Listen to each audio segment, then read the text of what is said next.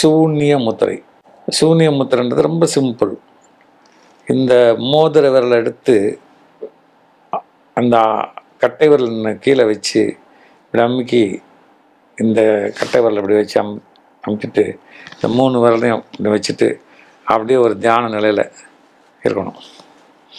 இப்படி தொடர்ந்து இருந்தோம்னா நம்மளுக்கு கேட்கும் திறன், பிறர் சொல்வதை கேட்கும் திறன், பொறுமை, என்ன நம்மளுக்கு காதே நல்லா கேட்குன்றார் முனிவர். இந்த நாணம், இந்த சூனியத்தில் கிடைக்கிறது நாணம் அண்ணன் அது. அப்புறம் அந்த நாணத்தை கொஞ்சம் இன்க்ரீஸ் பண்ணணும். அப்புறம் இந்த உங்களுக்கு தெரியும் நாண முத்திரை தெரியும். நாண முத்திரை இப்படி பண்ணணும். இது எல்லாமே சொல்லியிருக்கிற ஒரு விஷயந்தான். இந்த நாண முத்திரையும் இந்த சூனிய முத்திரையும் சேர்த்து நீங்கள் பண்ண ஆரம்பிச்சிங்கன்னா ஒரு 20 to 30 minutes பண்ணால் இந்த ஈகோ போயிடும்.